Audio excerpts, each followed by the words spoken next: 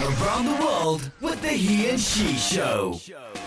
With hosts, married stand-up comedians Doug and Teresa Wyckoff. Offering travel tips, tricks, and stories with special guests sharing their tales and adventures. Now your hosts. Hello!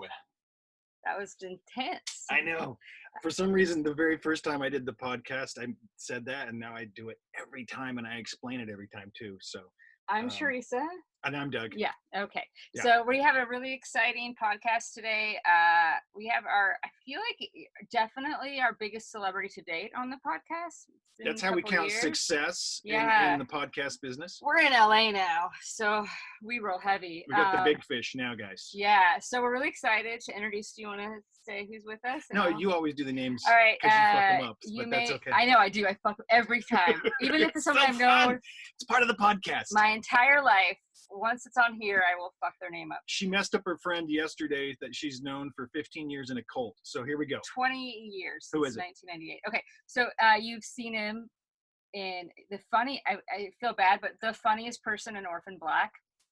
He's on Co-Stars or Stars feature. I don't know how it works, but he's one of the big stars of the show Carter. Carter, yeah. He is. He's a movie star as well. Yeah, he was in Ready or Not, a super funny part. The crossbow guy at the bottom, that was him on the poster. I'm super excited to welcome Kristian Bruun. Did I say it right? Yeah, that was actually really good.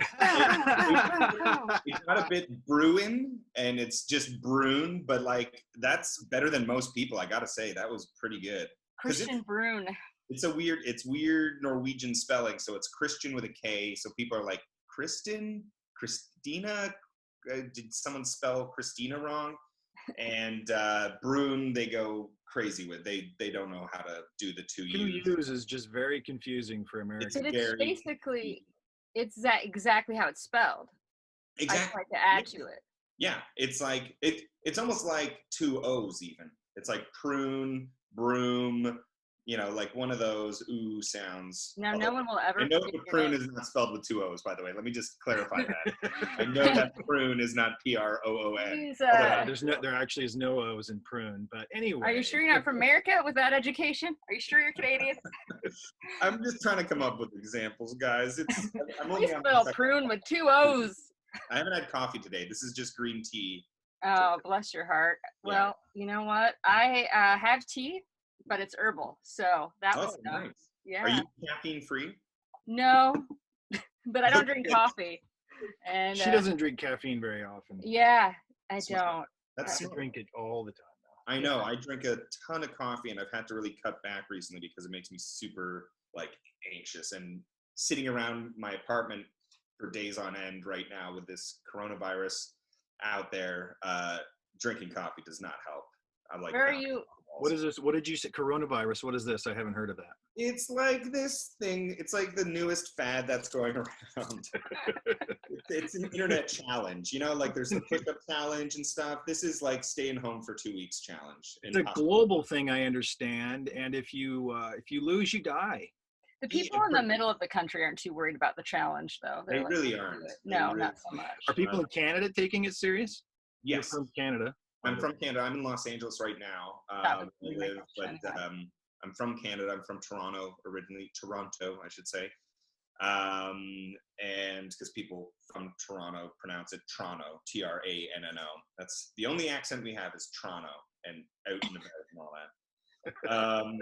that. But yeah, no, people are taking it seriously there for the most part. The numbers are much lower in Canada, but we also have a tenth of the population of the U.S. But the numbers are very, very low because we got onto the social distancing thing, I think, quite early.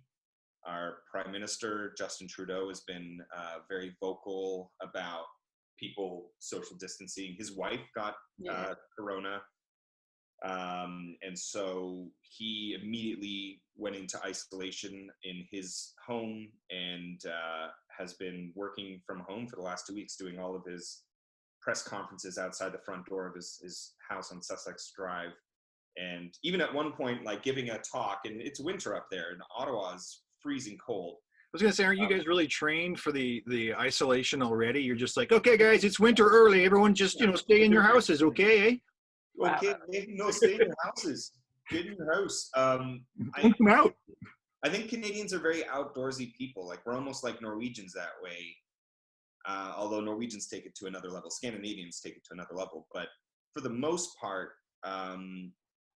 winter activities are in our blood. We love to ski. We love tobogganing or sledding down the hills. It's pretty good too. I love skiing. It's the best. It's so much fun. I love getting out in the winter. You just got to layer. You got to wear a lot of layers. And so Justin Trudeau came out to do a press conference, and he was wearing a suit. And then in the middle of the press conference, he said, "You know what? I should be more responsible. If you'll just wait for 1 second, I'm going to go inside and get a coat." And he went inside and got like a big coat. Wow. It's like, okay, let's continue.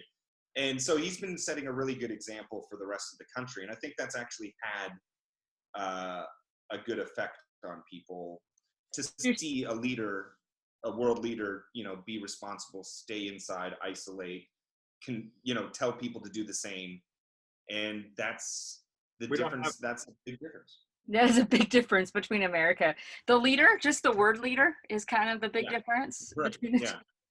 Yeah, it's been kind of crazy to see down here how, the mind-boggling thing is, I went on I don't get political on Twitter that much, but I might start to. I don't know. I went off yesterday because so many people are, not staying in, not taking this thing seriously, and it comes down to selfishness. Like people just are, if they're younger or if they don't think they're susceptible, they're like, it's fine. I'm going to be totally okay. Who cares about the next person? But you have to care about the next person. I don't care if the numbers are not, Ebola has like a 50% kill rate, which is insane and so dangerous and so scary. This is much lower, but if you do the numbers and you actually put coronavirus out into a huge population like the US, look what's happening in New York. Let's say millions of people get infected. That's hundreds of thousands that will die from it. And the more that people, it's still a shit ton of people that are going to die. It's a low percentage of kill rate, but it's very viral. It's like, everybody gets it. But you're going to lose 3 people from your family. You choose which 3. We're all going to know people that we lose to. We're starting to see it now. Like I try and stay off Twitter because it's a shitstorm, but you're starting to see people dying and famous playwright so-and-so just died. Filmmaker so-and-so just died. The degrees of separation are getting famous people, but we're going to start seeing a lot of people dying in the next 2 weeks, and that's when it's going to get serious for people. But it's crazy to think that this flu that turns into pneumonia kills people off. And it's like, I'm stuck here in LA.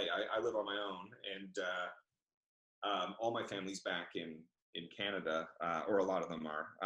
And, my parents are back there, and I'm just sitting here there's nothing I can do. I can just call them and tell them to stay inside and take it seriously, wash your hands, let one of my siblings get you groceries, wash the groceries. Just don't mess around. Just take this thing seriously, because it's a real threat for our older generations. If you love your parents, if you love your grandparents, stay inside. Don't be a, fucking spring breaker or something like that. Well, and 80% of the people who are hospitalized in California are under the age of 65. Yeah. So I have a lot of friends that are starting to get it. Same. And get sick, and they're, 30s and 40s. So yeah. The degrees of separation from people that it's like, oh my God, Tom Hanks got it, Yeah. I feel now it's getting to oh, your cousin Mary has it, and you're like, what? Yeah.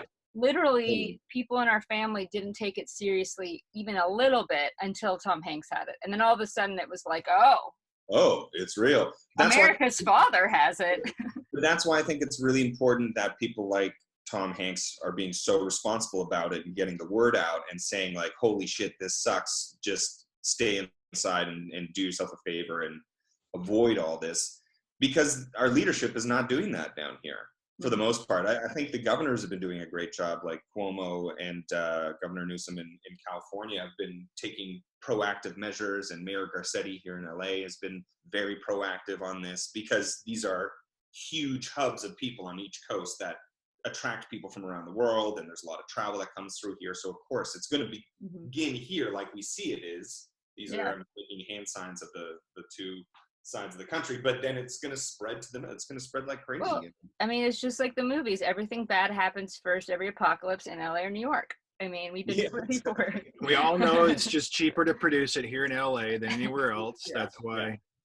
So how does it feel, though, to be stuck here in America during a huge health crisis when we don't really have health care that's super great? Yeah, do you have to have your own health insurance here since you're... I do have SAG health insurance, which is very good. Yeah. However, and I've just recently, started using it in the last half year. And for the first time in my life, I turned 40 in October. For the first time in my life, I've had to still, even with insurance, still have to pay for a doctor's appointment. I've never paid for a doctor's appointment in Canada. Wow. It's in my opinion, it's a much more superior system than the American system because I've experienced both of them. Now, the American system has fantastic doctors, fantastic facilities, and fantastic care that you can get right away if you have the money for it. You can afford it. You can afford it. If you have the money for it, you have top-notch service. And so I think part of the American dream is getting rich and making a lot of money and being successful, which is a wonderful dream. But it also means that you're kind of stepping on the backs of other citizens to get what you want. Whereas in Canada, we all pay more taxes, although compared to California, it's not that much more taxes. And we get healthcare and everybody's looked after. And there are issues with both systems. The Canadian system definitely, has wait times for things that aren't emergencies. Like I had to get an MRI on my knee once. And so I got assessed for it in June, and then it was put in for processing. And I don't think, and they said the next available MRI for your knee is in October. And I was like, oof, okay. Wow. And then without doing anything, they called me up in September and said, hey, we have a spot opening at midnight on a Tuesday. Do you want to take that for your MRI? I was like, yeah, I'll take it. So I have to wait a few months to get my MRI on my knee. Whereas down in here, Canada, I had to get an MRI on the same knee again because I'm trying to fix an old issue. And I was able to be seen that same day for an MRI. Now, that is fantastic. It's because my insurance was good and handled it. It still cost me $300 for that MRI, which is a lot of money. And which is crazy because if you don't have the money to do that, then the Canadian system sounds a bit better. Now, that said, if you are in an emergency situation and you need an MRI, you get seen right away in Canada. So they just... I realized that this is a non-invasive, like this was not a life-threatening injury. It's an old injury that I'd had for a while and that I was just trying to fix. And so I was still, my day-to-day, they asked me, is your day-to-day life, affected by this? And I said, no, it's not. I can still work out and do things. It's just, it goes off every once in a while. They're like, okay. So they assessed me and they put me, in the line. But if it is a life-threatening situation, you'll get seen right away. I know that if I have a cold or like if I'm worried I got strep throat and I'm in Canada, I can call my doctor and be like, hey, is anybody free? Can someone see me? And they'll say, well, we have a nurse practitioner or a young resident doctor who can see you. Your doctor isn't free today because she has a bunch of appointments, but come in and we'll get you taken care of. And like many, many, many times the same day I've shown up and been like, hey, can I get a strep throat test? Because I think I'm coming down with something. They'll give it to me and they'll give me the results and I don't pay a dime. And you don't see anybody on the way out. You just say thank you and you wave and you walk out. It's a fantastic system that everybody who is a citizen in Canada has access to. See, it should be a right. Like we have really good health insurance, but like he was hospitalized for a bit under a week in last August, and the insurance covered $150,000 of that week, which is ridiculous that they charge that much. But we still owe like $8,000.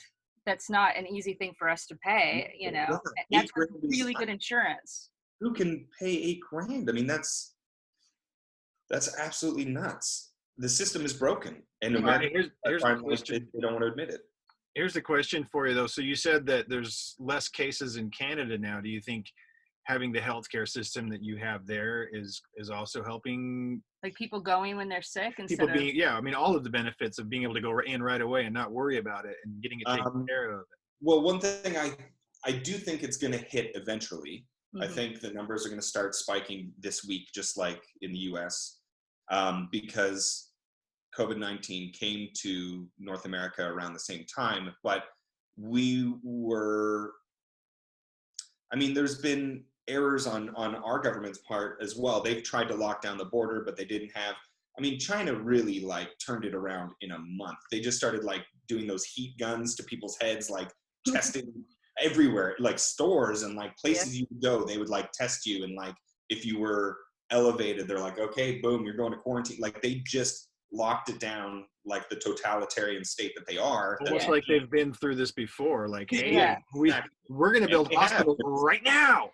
Yeah. And they built hospitals in a week. They built temporary hospitals and shut people down. It's insane. But they also have they have unlimited manpower, in that they are a regime that can do that to their own people. Well, we could have done that too in America. We could still do that if we had a leader that would allow it to happen. Like the Army Corps of Engineers can build things quite quickly, but they haven't been given the go-ahead to do anything. No, I think the military, I have friends in the military. I went to military school for high school in the US. So I've got a bunch of friends who are in the military and some that are still in National Guard units around the country. And I'm in contact with them, and they're standing by and ready to go for any orders. They're I think they've already called them in California and some other states. Potentially, I don't have a full source of information on that, so don't take that as fact. But they are standing by and ready to go.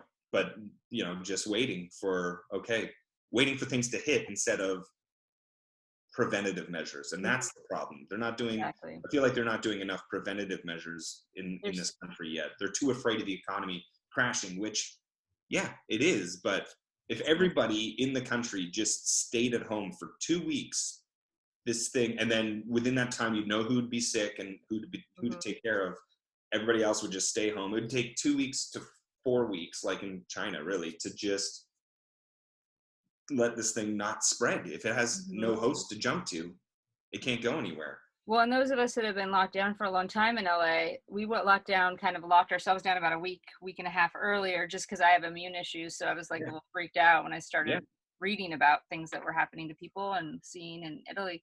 But we're going to just have to be here longer and longer until the rest of the country does it as well. It's kind of like we all are waiting for it to start. As soon as everyone agrees to stay in, then our 2-week quarantine will start. Exactly. You could be here forever. So you're in LA right now. Were you in production for anything that you had to stop filming, or? No, I was between gigs, as we like to say in the business. I had a couple things potentially on the horizon that we're in talks for. But those are all on pause right now, so I have no idea if or when those will get started again and if I'll be a part of them. But I love to work, and so I want to get back to work as soon as possible. And so the only way to do that is for everybody to stay at home and like not let this thing spread and grow. Stop it in its path as best as possible and be responsible. And then we can all get back to work. Then we can all, the faster we lock it down, the faster we can get the economy started and get the machine going again. Yeah, and part of that is having good safety nets for the people who can't afford or feel like they have to work so that they can afford to pay their rent next month. Exactly. And they're out there doing that. For those in need, there should be a rent freeze or mortgage payment freeze. There should be, like in Canada, actually, the government just announced that for people who are self-employed or like arts workers, people like that, if your business is shut down because of the coronavirus, you can apply and they'll pay you $2,000 a month for the next 4 months just to help you through this period. Which is going to cost the Canadian government a lot of money, and it's going to probably hurt our economy a little bit, but your citizens aren't, foreclosing on their houses or not making rent payments. Like, it's going to help people just somewhat get through this better than nothing. And $2,000 a month is pretty great. So I think, people can start applying for that soon in Canada. And I really hope people take advantage of it. I know people will. I know people who need it, who work in the arts and who are completely cut off right now. So things like that are very proactive. You need to do that along with preventative measures in this case. And you just don't see anyone in the federal government in the US who seems to care about their people. They care about their economy more. And I understand why they do. I get it. It's important. But you gotta care for the people first before, and yeah, the economy's gonna take a hit. It's gonna suck. It's gonna be shitty for a bit. Yeah, but it'll be a lot shittier if everyone is in the hospital for weeks trying to fight over ventilators and all of our grandparents die, and it'll be a lot shittier economy at that point. Totally. Here's the crazy thing. The doctors in Italy, because they are completely overrun in the hospitals and people are in the hallways and like the virus just hit too hard and too fast, they only have X amount of ventilators. The doctors are the ones who are having to decide who gets a ventilator or not. And if it's between a 45-year-old man or woman versus a 75-year-old man or woman, they're choosing the younger person because they have their whole life ahead, or they've got more life ahead of them than the old person. So they are literally choosing who lives and dies in this situation. Wartime triage. In Spain, they're literally denying anyone over the age of 65. From what I've read, I should preface, just in case what I read is incorrect. Anything that we say on the podcast is not factual. None of it is fact-based or true. So whatever we say, you have to check it out for yourselves. Well, it might be fact-based, but we can't guarantee it. It's all an opinion. So don't ever go eat any of the fish bowl cleaner. Don't eat that stuff either. Yeah, don't eat fake cures. Okay. In Spain. Did someone say that was a cure? Yes, well, Trump said to go eat it, and some dude did and died. Well, he didn't say go eat it. He said this is a great new cure. It's basically I can't remember everything, but he said it was like the best thing ever and it was going to work. And so some guy was like, that's an ingredient in my fish food or my fish cleaner. So he died, and then his wife is in intensive care because they took the cure. That is one. So apparently that one didn't work. So Trump's going to announce another one next week, and we'll see what happens. Right. Although shit to the wall. He makes announcements at these press conferences, and you can see like Dr. Fauci, who hasn't been around for a couple of days, and I'm wondering when he's going to get the can. He's been a very interesting guy to watch because he's got the most experience and knowledge with infectious diseases. He's the expert on it, and he's actually a very sharp guy. Every time Trump says something and announces a new drug that will cure it or whatever, Fauci comes up and he's like, don't take the drug. We're still testing it. It's not approved yet. And like Trump just wants to be the guy who announces the cure. He wants the glory of being like, it's going to be this is the cure. And then he wants it to be the cure, but then people go and try it and people die. Oh, it's just fucking insane right now. Can we all agree that Dr. Fauci does not look suicidal at all? If he dies suddenly, it's not. He does, and he looks healthy. He looks fine. He looks great. Great. He's not going to have a heart attack. Oh, so let's talk about you now a little bit. Okay, sure. Yeah, let's talk about you. His favorite subject? No, all of our favorite. Actor loves to talk about themselves. So first off, I just have to say that big fan of Orphan Black. My roommates and I used to watch it together. Awesome, thank you. Before, and I've watched it since. I really like it, and I think that you were definitely the funniest person. They're all funny. They're all great. I should say that. Pandering. But no. We ran into you. I think we met you for the first time at Sundance at a party, like an NYU party. Yep. And I was like, that's him. That's the guy. She was starstruck. I was a little bit starstruck. So it's exciting to have you on here. It's a great show. Amazing acting from everyone. Like shocking acting. So good. I know you've done a lot of things since then. Mm-hmm. With Carter and Ready or Not. But if you want to maybe share us a little bit how you kind of got started in the industry. I know that you have an improv background a little bit. Yeah, so going back to high school, as I mentioned earlier, I went to an American military school for high school. And then I went back to Canada for university, and I was going to join the Canadian Army in the infantry. But I wanted to be an officer, so I needed a degree from university to become, or college, as you say down here, to become an officer. So I went to Queen's University in Kingston, Ontario, which is a very, very, very good university in Canada. And I was just pursuing, a degree. First, I was a physics major because I liked physics in high school, and I quickly got out of that because I felt very stupid. And I switched to classical studies because I'm a history nerd through and through, and I love Greek and Roman studies and Egyptian history. And so I started studying that. And on a whim, one night I was walking through. It was the beginning of freshman year of university, and there was a clubs night where all the frosh could walk through and see what clubs they could join at the university. And there was this table set up for this like crazy drunken comedy show that they would do on campus called Queen's Players. And it was done in the student pubs, and there was a live band, and people were singing and dancing and doing improv and doing this scripted show as well. And the audience would like pass drinks up on stage, and the actors would have to chug them and then try and keep the train on the rails, so to speak. And it was like this wild comedy show that was done at Queen's. And my friend was like, you're pretty funny. You should go out for this. And I was like, I don't know about that. I don't know that. And he dared me to go and audition for the show. So I took the dare and I auditioned for the show, and I ended up getting in. And I enjoyed being on stage so much. I had done plays and things like that in school, but I was really terrible.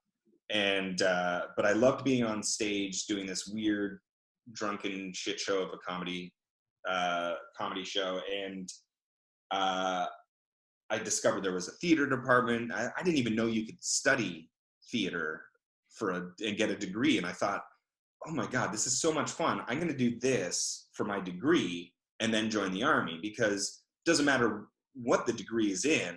I just need to have a degree. So I'm going to have some fucking fun for the next 4 years, and then I'll join the Army. So I switched my major a third time to theater and studied theater. And I was kind of late to it. There was all these high school drama nerds who are, so well read and so into it. And I was kind of like this black sheep military school boy who came from like this weird comedy show that the drama department was like, that's not theater. This is drunken antics. So it's like the show Barry. Yeah, basically. You're like Barry. Yeah. I'm Barry. Not an assassin. I do assassinate people. Okay. I assassinate them with kindness, people. Bam. All right. And so I got into a theater degree that way, fell in love with theater, fell in love with acting and storytelling and writing. And by the end of university, that's what I wanted to do. So I didn't join the Army. But I did need more training because I wasn't that good of an actor, and still working on it. But ended up going to theater school after that and studying classical theater for 3 years in a conservatory program. So a lot of Shakespeare and Chekhov and Ibsen and all the classics. Wow. And started off in theater, and I was doing theater and TV commercials and improv comedy for the first chunk of my career. Moved to Europe for a little bit because I'm also a Finnish citizen, so I'm part of the EU. That's cool. Father was born in Finland, so yeah, I lived in Berlin for a year and London for a few months to do a play in the middle of that, and then back in Berlin. And I was studying and performing improv comedy in English in Berlin, because there's this expat community that was kind of growing. Yeah, we've done stand-up comedy in Berlin. Right. English expat bar. Yeah. Fun. Yeah. In the comedy bar, comedy cafe? No, it was just like in a basement of a pizza, like a pizza bar kind of thing. And then in the basement, they have like a weekly comedy night. It was awesome. Right. It was fun. I love it. Berlin is my favorite city in the world, and I miss it dearly. And any chance I have to go back to Berlin, I go, because it's an amazing city. And I still have friends there, and I miss them dearly. But I did that for a year, came back to Canada, did some more theater, decided to switch into TV and film, started studying TV and film acting because it's different than theater, and I really needed the training. So different. and just started like working my way up. And the only audition I could get to begin with was commercial auditions, because they're the only ones who have the budget to see a ton of people, and they're just like, let's just see lots of faces, and there's so much money in advertising. So for the first part of my TV and film career, I was just doing a shit ton. After a while, you start to book them, and then I booked a bunch of them, and I was doing a ton of them, and I was just putting all the money I made in commercials into acting lessons, and not having a job and making a go of it. And then slowly but surely, I started going out for like one-liner roles, or like silent on camera roles, or like whatever, and start to book those and try and book a whole scene, and then something that is a couple scenes, and lucked out and booked a few recurring characters on a TV show. And it couldn't have been more textbook the way I grew into it, at least in Toronto, how it works in Toronto. But lucked out with Orphan Black. I was doing another show called Murdoch Mysteries at the time, same time as Orphan Black, which is like an old-timey cop show from Toronto. It's Canadian, like turn-of-the-century cop show. So I was a cop in the station. And I was a recurring cop that would come in every few episodes and get mixed up into some hijinks and stuff like that. Really fun show to work on, really lovely people. They're still going. I did 6 seasons on that show and was killed off, but I think they're on their 13th season or something like that. I came in season 5, and I was doing a play, and then I got this audition for Orphan Black, and they're like, it's just this weird sci-fi show. It's like about clones or something. Nobody knew anything about it. We didn't know what it was. It had already started. It was filming its first or second episode. I was doing a play at the time, and my agent really wanted me to go out for this role. And I was like, no, I can't. I'm in production right now for this play. I was in Tech Week, which is like a really, really busy week of rehearsals and lighting and all this stuff. And you can't really walk away from the production to go and audition for that week. And then finally, when the show opened up, I was like, okay, my days are free. Send me out for stuff. And she's like, okay, finally, they're still looking for this role. I think you'd be perfect for it. Here it is. And I got the audition at like 5:30 on a Tuesday. And the audition was like the next morning at 10. But I had a play that night. So, at 5:30, I was like just kind of looking at the sides on my phone, or was it my phone at that time? Have an iPhone at that time? Did I even have internet on my phone at that time? I don't know. It's not that long ago. I probably was. Yeah. And I was, looking at the sides, but eating my dinner, and then I had a show to do, and then didn't get home until like 10:30 or 11 at night. And then just looked at the sides really quickly, just trying to memorize them. There was 2 or 3 scenes, and I was just like, okay. Just try and cram it into my brain. Here we go. Okay. The next morning I showed up for the audition, and I like just knew the lines, but I knew what I wanted to do. And then I also improv'd a little bit in the audition and just had a blast with this really weird, bizarre scene for this really weirdo show, and just walked away thinking like, oh, I was happy with that, but who knows? And then booked it, and they took me on right away for this weird role, Donnie Hendricks, who's the kind of lout of a husband for this soccer mom. Didn't really know much about the show, but I booked it and went to set, met everybody for my fitting, and I was in the 3rd episode. I start in the 3rd episode of the 1st season, and I think I have like 1 line. I think I even have like 1 word. I think I just say like golf, or like, or honey, golf. Like I'm watching golf, and Tatiana's character Allison was trying to make me do something, and that's it. But they hired me for 3 episodes, and they're like, it might be 3 episodes, it might be 6 episodes, we don't know. We're still writing the first, still writing things, and things are changing constantly. And yeah, it was hilarious. It was like, I was super nervous because I didn't know what I was getting into. Nobody knew what the show was. We just knew while we were making it that it was, we called it our weird little show, because it was just like, what is this weird little show that we're making? And we knew it was good. We knew there was something special there. We just didn't know how people were going to take it. And they were originally planning to kill me off at the end of the 1st season. And I think they really enjoyed the dynamic between Allison and Donnie. And they're like, we can have some more fun with this. Let's keep him alive. And it just grew into a whole thing. Wow. I think you're being a little humble there. You actually earned the extra writing in your acting because you became a very lovable character. Even if it wasn't like them on purpose, it was you actually coming and being prepared and like, I'm going to make the most of this. And they just kept enjoying it because you could see your role progress. Because when you're in the business, you watch things differently. Like, you notice production values, or like, you're like, oh, look, someone got a line. They're getting paid. We say that all the time. Yeah. So all of a sudden we see you get 2 lines and we're like, oh, they're giving him more lines. Well, no. We like to see him more. Yay. Your character, I think it was you. I mean, you were great. And the character that you were playing, and also the dynamic between you and the character Allison, which Tatiana, right? Yeah, she played amazing characters, but that was my favorite of her characters. And the interaction between the 2 characters was brilliant. Like the chemistry between the 2 of you as actors. And she's one of my best friends now. And I mean, we didn't know each other. I literally met her when I walked on set to play Donnie in that first episode. I was like, hey, I'm Kristian. I'm going to be playing your husband.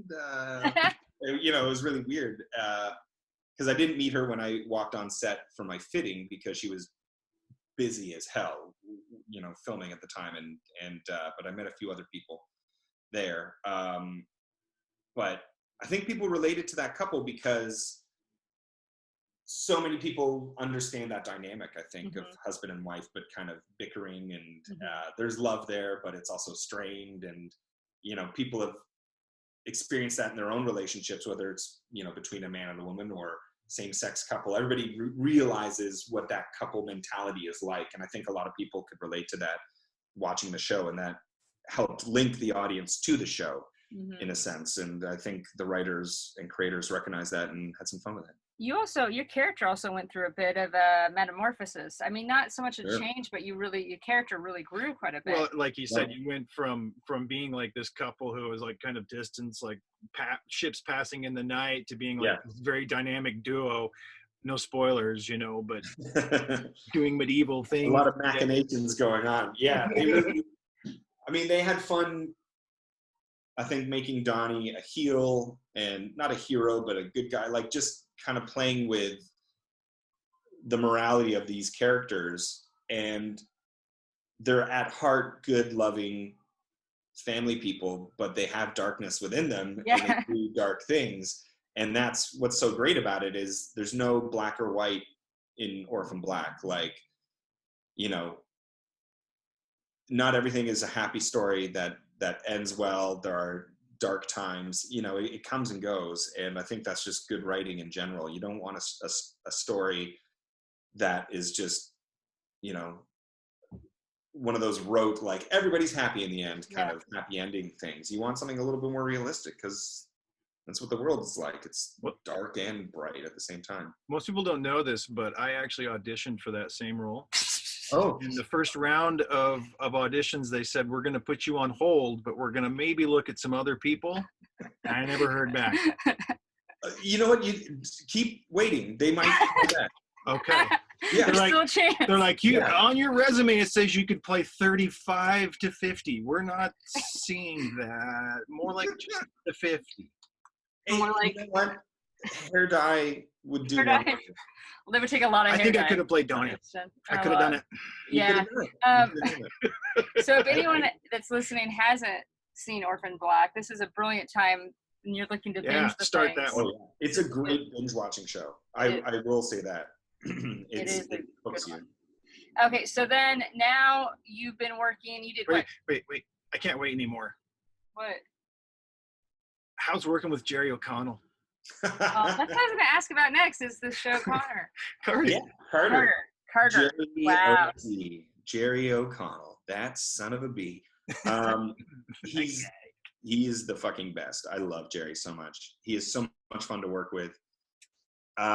It's constant jokes with him. He is goofy as hell. He's very energetic. He's got like energy for days. If you ever see him on Instagram or Twitter, he's absolutely hilarious. He's an icon. He's been around since Stand By Me. He's been around forever. He's he's been in this business long enough for it to have made him crazy, but he's still super down to earth and like loves people, talks to everybody, very approachable. If you ever see Jerry O'Connell, go and talk to him because he's very. If you're ever out and he's eating dinner with his family, Just sit down, eat off his plate. He'll insist to take a selfie, and he'll probably post it and say something like, "Really, I need the followers. Please follow me back," or like something like that. He's so funny, and he's super caring as well. So we film Carter. It's like this detective procedural comedy. It's Jerry O'Connell, Sidney Poitier Hartsong, who is Sidney Poitier's daughter, and myself, and a bunch of characters all in this small town solving crimes. And kind of like Murder, She Wrote meets Magnum PI, but with less of a flashy budget. So are you the Magnum PI? Like, are you the...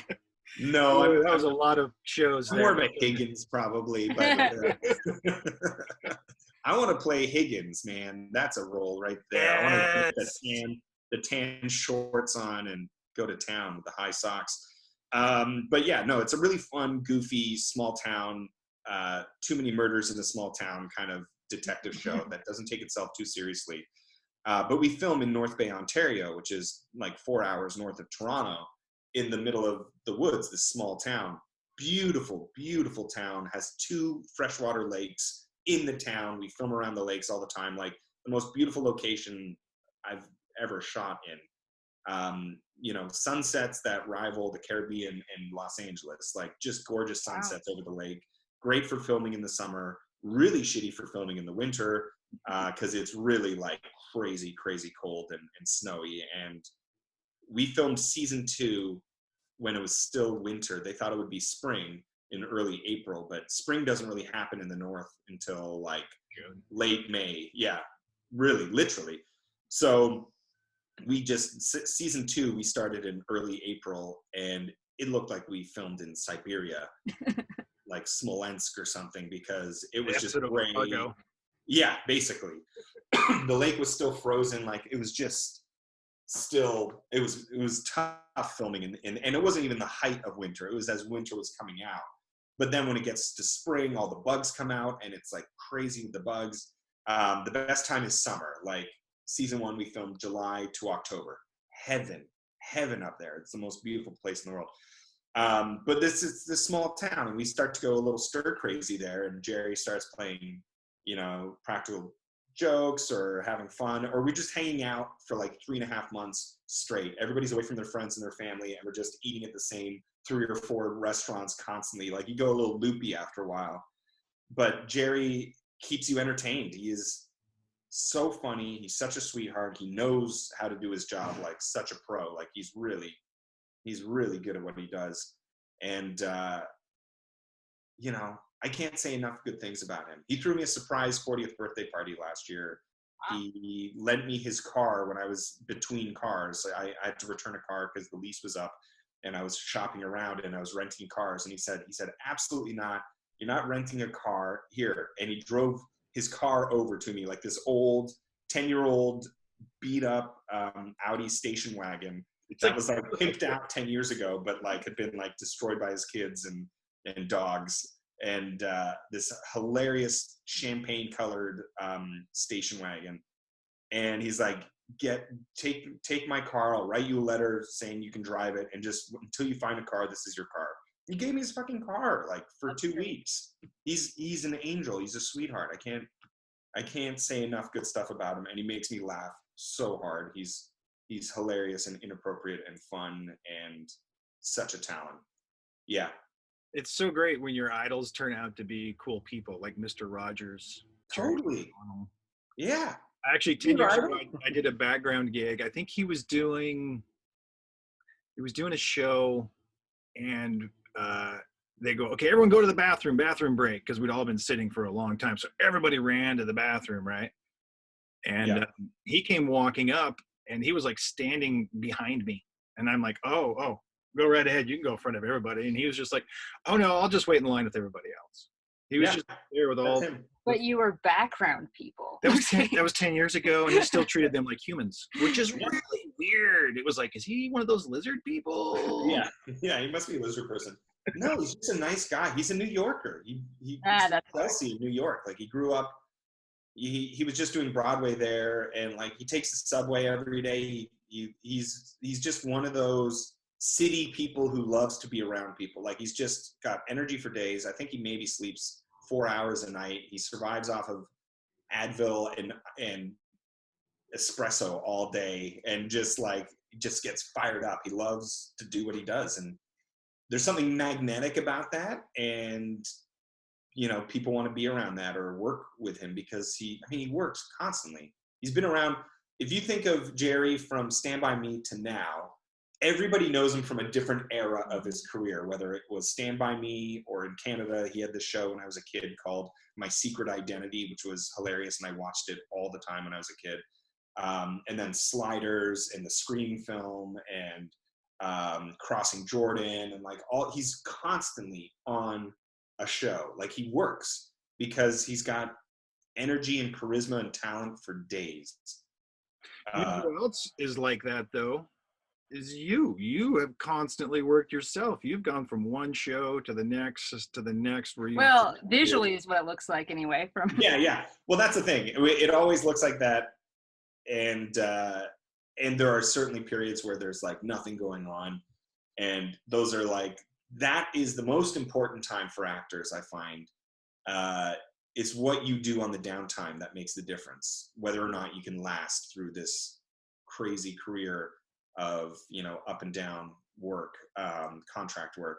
It's what you do between gigs that really makes the difference. That's the most important thing. What do you mean by that exactly? But so like you're trained for this quarantine is what you're saying already. Yeah, pretty much. No, honestly, like I when I'm not working, I'm in Los Angeles or I'm traveling. Like go travel, see the world if you can. If you have the means, travel and see the world, or travel, take road trips, explore your city, whatever it takes, but get out there and look at art, consume music in different art forms, because that all benefits you as an artist.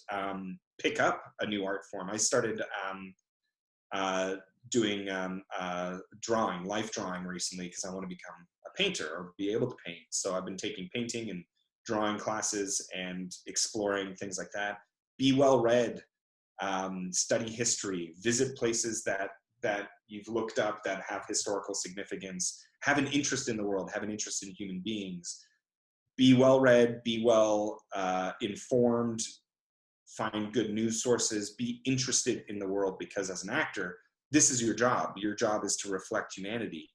And I think actors, we're a little nutty. I think we're a little off. We're a little bit different than most people, because we somehow take the abuse that the business gives us and keep coming back for more, and also take the praise and really lavish in that, or really enjoy when you actually get to work in the process of doing our job. But ultimately, our job is to reflect humanity, and we have to have a good bead on it. And you get that by being out in the world and being aware and observing and studying. And so that's what you have to do on your off time. That's what you should be doing on your quarantine, not traveling, not observing people and whatever, but taking the chance to be read, catch up on other media out there in the world. I'm talking about artistic media, films, TV shows you haven't seen in a while, new music to listen to, books you haven't read yet, be practicing your art, things like that. That's what I do anyways between gigs: work out, be healthy, try and keep myself. I don't look like I'm in shape, but I'm pretty strong, and I'm never that far away from getting in shape if I have to for a role. But for the most part, trying to stay calm, sane, healthy, and grounded. That's what you have to do between gigs. You did a trip last year that I saw on the Instagram, which is the trip we did 2 years ago. So you went to Peru and you hiked Machu Picchu. That's right. So, yeah, it's my favorite trip I've ever personally done. We did it with his kids, but would you mind talking a little bit about your experience with that? Yeah, sure. My one of my best friends lives in Lima, and he was turning 40 a month and a half before me. And I had just finished Carter season 2, and I thought, you know what, I'm going to go down for his 40th birthday, because he mentioned that he might go on a hike. Now, I had gone down to Peru, I think 9 years earlier, for a hike with him because he was getting married in Lima, and I was his best man. So the two of us took a hike to do a mountain pass and then kind of come around the back way and get up to Aguas Calientes where Machu Picchu is. So I had already done Machu Picchu from the previous time I was in Peru. And it was just the two of us, and we hired an old man who was 78 years old to be our guide to take us over this mountain pass. We called him El Maestro. And El Maestro had this horse that would carry our big bags, and then we'd have our day bags on us. And it was just the two of us, El Maestro and his horse. And he took us over this mountain pass, and we did a 5-day hike in 3 days. The most beautiful, stunning scenery I've ever seen in my life. But we would like set up our own tents. We would cook for El Maestro as well. We would feed him. El Maestro, whose skin was pretty much leather, would wrap himself in a tarp and sleep in a tarp at night. He would he knew everybody, there would always be a little hut or a house somewhere, in the distance, and he'd be he would eat with us at night, and then he'd say in Spanish to my buddy, who was almost fluent at that point, I am not, he would say, I'm going to go to that house and I'll sleep on the porch in my tarp, and I'll come back in the morning and we'll continue. And we're like, okay. And we would, be set up with our tent and in the middle of nowhere, just stars and nothing, just us and altitude sickness. Because we went up to, not sure in feet, but we got up to 4,800, 5,000 meters, which is really fucking high. But we did this 5-day hike in 3 days, and then ended up taking this sort of service entrance train ride up to Aguas Calientes and doing Machu Picchu. And then spent a couple days in Cusco having a good time. And then he got married. So I did Machu Picchu on the last trip. This trip was for his 40th birthday, and a friend of his from England, his 2 brothers, myself, and him, of course, and a friend of his from Lima, 6 of us, decided to do a different set of ruins that people never go to called Choqquequirao. And Choqquequirao is far enough away from Machu Picchu, but in the same vicinity, that people usually only have time to do one site, and so they just do Machu Picchu because that's the famous one. And Machu Picchu is bigger, and it's very impressive, and the scenery is stunning, and it's set up to handle people. But Choqquequirao is very remote, and it either there's only 3 ways in, and each way is very difficult and different lengths of time. And we decided we were going to do this epic hike to Choqquequirao and beyond, and spend a week hiking before going back to Peru to celebrate his name's Angus, his 40th birthday. So we chose the fastest way to get to Choqquequirao was to fly to Cusco and then take a 4-hour windy road van trip. And we're talking windy roads, and you're looking down through your window, and it's just a straight cliff drop down, and you're on the edge of the fucking road. It's terrifying, and you're also at high altitude, so you're super fucked up, and you're chewing on. We bought the first thing we bought when we got to Cusco was a huge bag of coca leaves to make coca tea and just to chew coca leaves, because that's the only thing that helps with the altitude. The first trip I took altitude pills, and it only works with 50% of the people, and it did not work with me. It fucked me up. So the only thing that ever worked was drinking coca tea and chewing coca leaves like the locals do. So you're chewing coca leaves like crazy. You're in this van that's just rocking back and forth, and it's just cliff below for 4 hours. It's absolute insanity. You're headachy, you're messed up. And then the next recommend it to everybody is what you're saying. What's that? You recommend it to everybody. Yeah, I do. It sounds so much fun. Yeah, it was crazy. The next day we did the route that was a 1-day hike to Choqquequirao, and it was basically 2 hours up and down to a river bottom, and then 5.5 hours straight up switchbacks, straight up a mountain, at high altitude. So you're feeling it, but it's just it was hot. It was dusty. It was dry. You're kicking up dust from filled with donkey dung, and it's probably not good for your lungs, and you're breathing heavily, and you have to take breaks, and it's super slow going, and you're just going up a mountain, up these switchbacks, but the view is so stunning. But it was easily one of the hardest things I've ever done physically. That one-day hike was just, it kicked our ass. And then you're up in Choqquequirao, and you're basically those Incan terraces that they have, how they grow food on the side of the mountains. They have some that are set up for you to pop your tents and camp there. And we actually had, this time, because we had 6 of us, we hired, and we're a bit older, we hired a team to carry our big packs and set up a tent and cook some food for us. Because it's also a 40th birthday gift for Angus, and we wanted to make it as comfortable as possible. So we actually had good eating up there, but we were camping on these terraces, and then you would have to hike another hour up to get to the actual entrance to Choqquequirao. And Choqquequirao is another palace that was built by the Incan, and actually by the, I think it's the Huaca people before the Incans. Yeah. And it at one point it has an area that's just a flat lookout, and you can see 360 degrees around you at the top of the mountain. It is one of the most stunning, most peaceful places I've ever been in my life.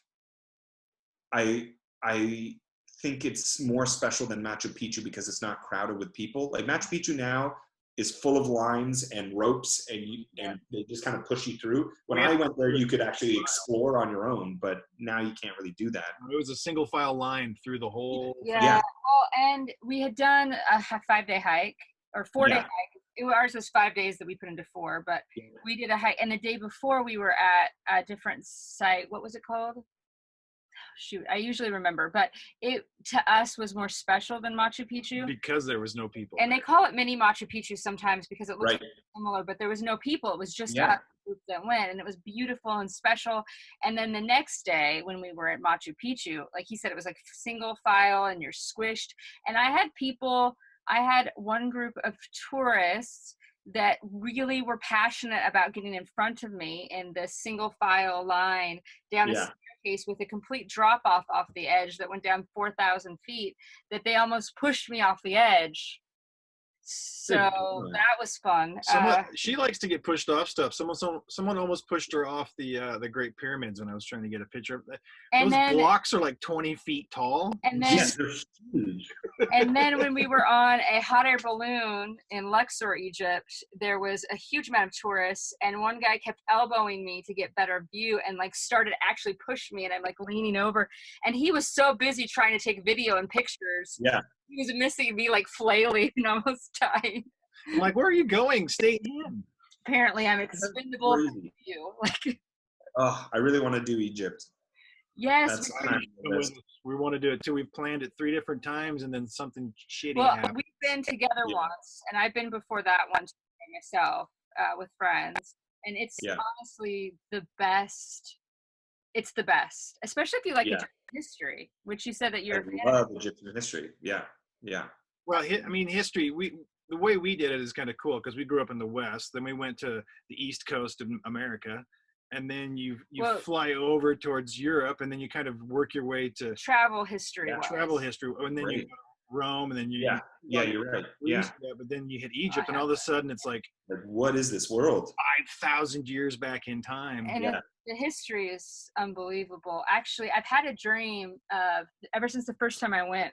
The guy that I had the first time owns his own tour company now, and we've stayed really good friends. He's actually been on the podcast at least one time, and he has his own tour company. So he took us together after we got married. But when I remember talking with him, and I was watching kind of like the sunset, I was at Mount Sinai, which is in the Sinai Peninsula, or what they think was Mount Sinai, whatever. But watching the sunrise and talking to him when I first went, and we had been talking about films and movies. And he was complaining about how nothing ever has been filmed in Egypt that's set in Egypt. Like American movies, like The Mummy, like, Moses, whatever. And how that was kind of sad as someone who loves movies from Egypt. So it was always my dream to write a film about Egyptian history in Egypt. So that's one thing that I've actually been working on the last couple of years. That's awesome. can't talk about it, and who knows if it'll ever No, happen. But if it that's does, so cool, I'll let you know. yeah, please. Please. I don't think I want to play an Egyptian. I think that would be bad casting and probably wouldn't look too good. No, well, it's But not. We're just gonna I'll be a PA on that. I'll do craft services, whatever. No, it's not. Well, I can't give anything much away, but it's a real story, and it takes place in different time frames, so that's not That's all so Egyptian. cool. But anyway. Let me know when you're done, because I'd love to read it. That sounds Yeah. right up my alley. I love it. But you definitely, I didn't mean to talk about that, sorry. No, I asked you guys about Egypt because I'm so into it. But what I wanted to say about Choqquequirao that made it really special was the next day. So we camped that night after our first day, which was crazy physical. And then the next day we split off and like just explored the ruins. They're not as big as Machu Picchu.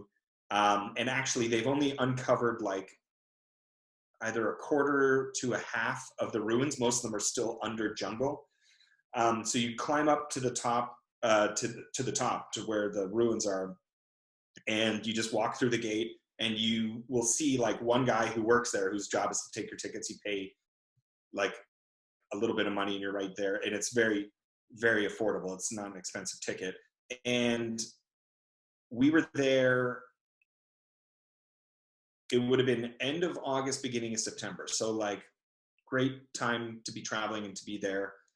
And we saw maybe 20 people in the ruins, and that was only in the morning, and we spent the whole day in the ruins, just wandering around as groups, by ourselves, exploring, sitting around, contemplating, watching the view, watching the world go by. And we had the ruins to ourselves until sunset. It was so stunning and so incredible. And there's like maybe 3 signs. There's no information anywhere. There's no ropes anywhere. There's just, you're just climbing ruins and climbing up and down the terraces on these ancient steps that they've built. And like, you could easily, it's all cliffs. Like you could so easily just slip and fall and plummet to your death for thousands of meters and nobody would find you. Like there's no cell phone reception, of course. You're in the middle of fucking nowhere, and you just see Andes Mountains all around you as far as the eye can see. And it was crazy because that was at that time this summer when the Amazon rainforest was crazy on fire, like everywhere. Mm-hmm. And the Andes Mountains collected a lot of that smoke. So you could smell the smoke from the Amazon fires, and it was hazy all in the distance and just smoky. It was really, really bizarre. Like it felt so odd that the Amazon, which is so far away, was burning so much that we were smelling that smoke from the Amazon. But the views were just some of the best views I've ever seen. I never felt so at peace as sitting in those ruins in the sun by myself and just looking out at the view. It was one of the most special experiences of my life, travel-wise. And I would almost now recommend for people going to Peru, if you can find a way to get to Choqquequirao, go, because it's empty and it's stunning. It's half uncovered, so there's still, and they're not really discovering more. They're just like, yeah, I mean, you can see in the brush where there might be terraces in the canopy of trees. I mean, you feel like Indiana Jones in this place. It's incredible, and it's empty, and the campsite was a little bit busier. A lot of people were just kind of camping, hiking through. So they would camp there, people to talk to, people from all around the world. Some people just hiking with their packs on their back, just as a couple the whole way through. Some people with teams of people. But when it came to the ruins, people would look at the ruins in the morning and continue on their hike. But we stayed put for a few nights at Choqquequirao and just had the place to ourselves.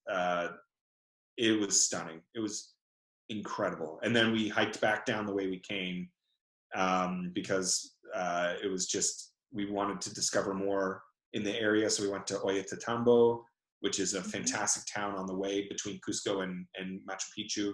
And I loved Ollantaytambo as well. That's a very, very special Incan city that never fell to the Spanish. It eventually gave up to the Spanish, but it held them off for so long until finally they're like, okay, you will not conquer us, we'll let you in. But Peru, man, that is insane country. So fascinating, so wonderful, so different. It's a country that I feel bad for saying this, I had never really any desire to go to. For whatever reason, never was really on my radar. And I traveled a lot before I met Doug, and we started traveling together. And he said the one place he really wanted to go was Peru. So we put that on the list. Okay, this is where we'll go. And he wanted to take his kids with him. So we brought two of his kids, three is, you know, your son's wife, Erica. She listens. She's gonna love that I just called her Colby's wife. That's been an issue. That's been an issue. Her name is Erica. His children, Colby, Erica, and Turner. So it was very fun for me that I had zero expectations, and the country blew my mind. It was so. Yeah. But I do want to circle back to something that you said. You had mentioned something that I think is such a key for travel that a lot of people miss. You mentioned a lot of the tourists coming through and stopping at that site and then going on with their journey. And I think that that's what a lot of people do in general when we travel is we go and we tick off the list of like, okay, we went to Peru, we went to Machu Picchu, check. We saw it, okay, we took the pictures, we got the Instagram photo, we got the selfie, move on to the next spot. But it's so valuable to take a moment like you did there and actually like enjoy it and soak it in and experience. It really makes a difference. I find, man, I used to love traveling, and before I moved to Europe, I backpacked through it. My father died in 2002, and then in 2003, I was between, I think, my second and third year of theater school, and it was a really tough year because my dad had died in August, and then I had jumped right back into school. So I only like mourned for a few weeks and then like jumped into 6 days a week, 14-hour day studying at theater school. It was a very hardcore program, which people don't realize that theater school is very, very busy, very difficult, and also very emotionally taxing and tiring in general. So I went from my father dying and jumping right into the busiest, craziest year at theater school, which is usually your second of 3 years. And I was just done by the end of that year. I hadn't processed a lot of stuff, and my mom thought it'd be a good idea to go away. And so I went to Europe for 3 months and backpacked. Got a Eurail pass, like a train pass, and just jumped on trains and just went wherever I wanted to go for 3 months. This is before I had a cell phone, or no, I think I left. No, I had a cell phone, but it was at the time where Canada has the worst cell phone plans in the world, by the way. We get gouged in Canada like nobody's business. It's literally the most expensive place in the world to get a cell phone. And so you couldn't travel with it. You would just get charged like out the wazoo. Like, it's insane how much money they would charge you just to turn on your phone and to roam or whatever. This was before like we had data. This was 2003. And so there was no like email on your phone. There was no videos or anything like that. It was just like texting, phone calls, and like playing Brick Breaker or something like that.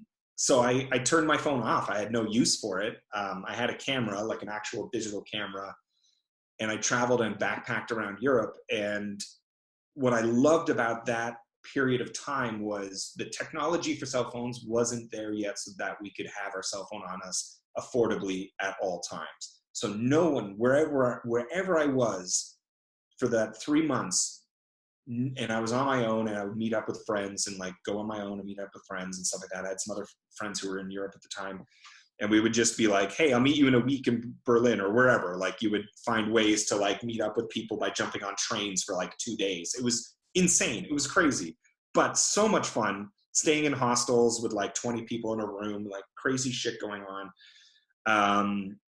But I loved the fact that nobody knew where I was at any time unless I told them.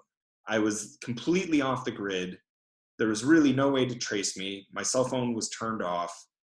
And I mean, I just I got into so much good trouble on that trip, like going to crazy places and places I never expected I would ever end up or go to, or like I thought I was going to hate Berlin, and I didn't want to go, but I was meeting a friend there, and then I absolutely fell in love with that city, and to the point where I moved there I love that city so much. So that's like what I love about traveling is turning off the cell phone. Nowadays, this is my camera, you know, like my cell phone is my camera.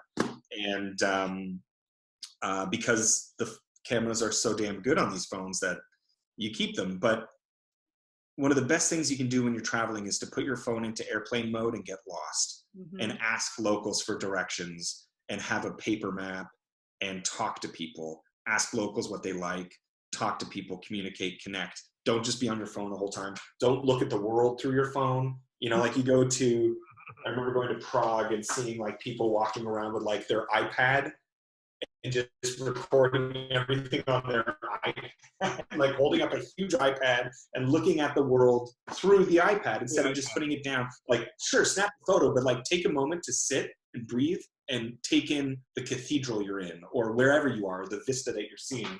You know, that's what's that?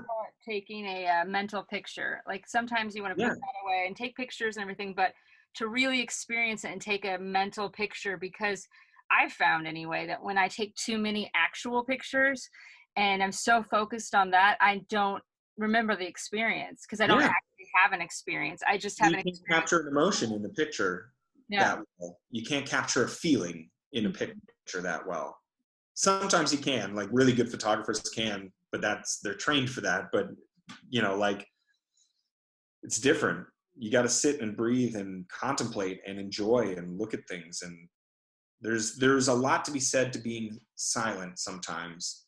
And phones keep us very busy in our heads and very busy in general. So, you know, there's so much world to explore. And yeah, you want a memento. Take a few pictures by all means, but then put your damn phone away. Keep it in airplane mode. Don't answer emails. Don't text people. Don't let them get a hold of you when you're traveling.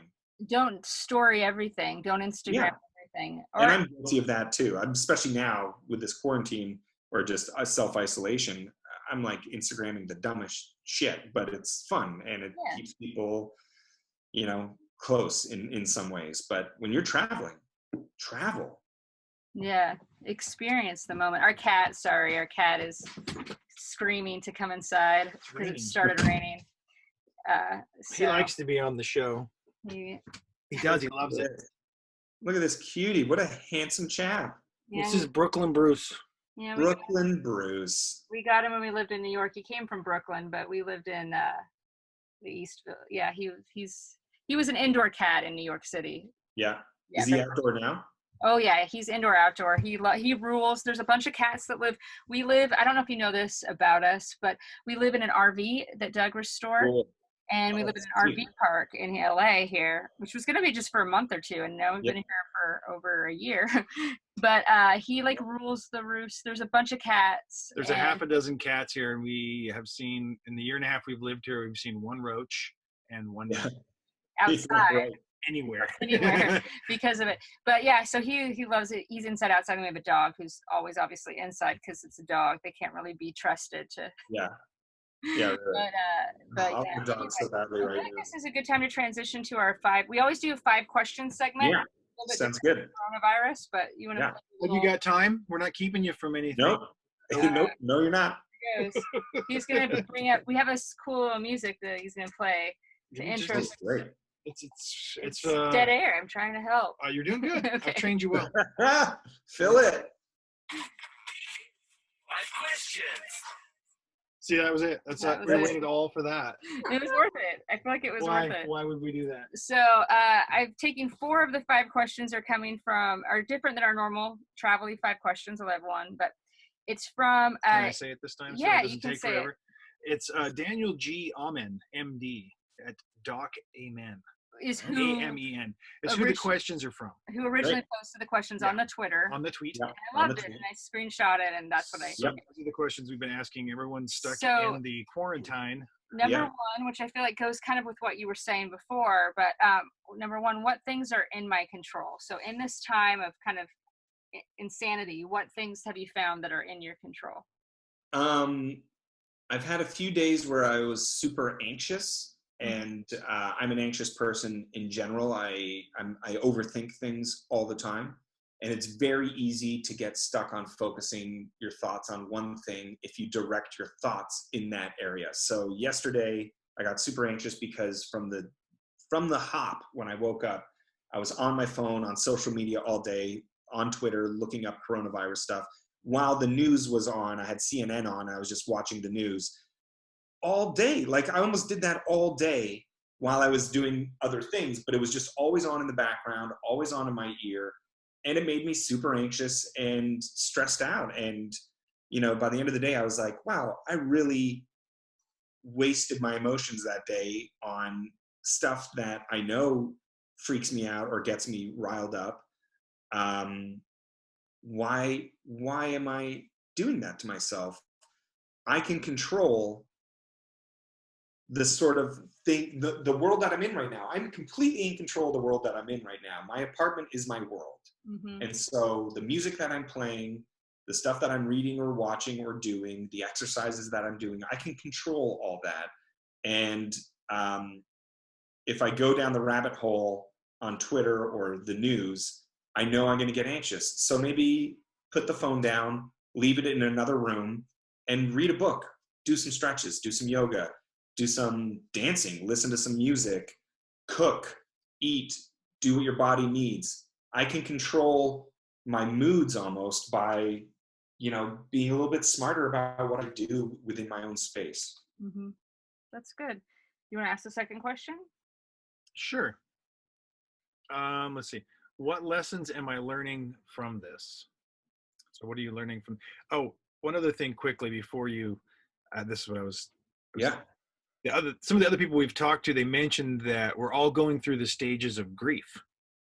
Interesting. Yeah.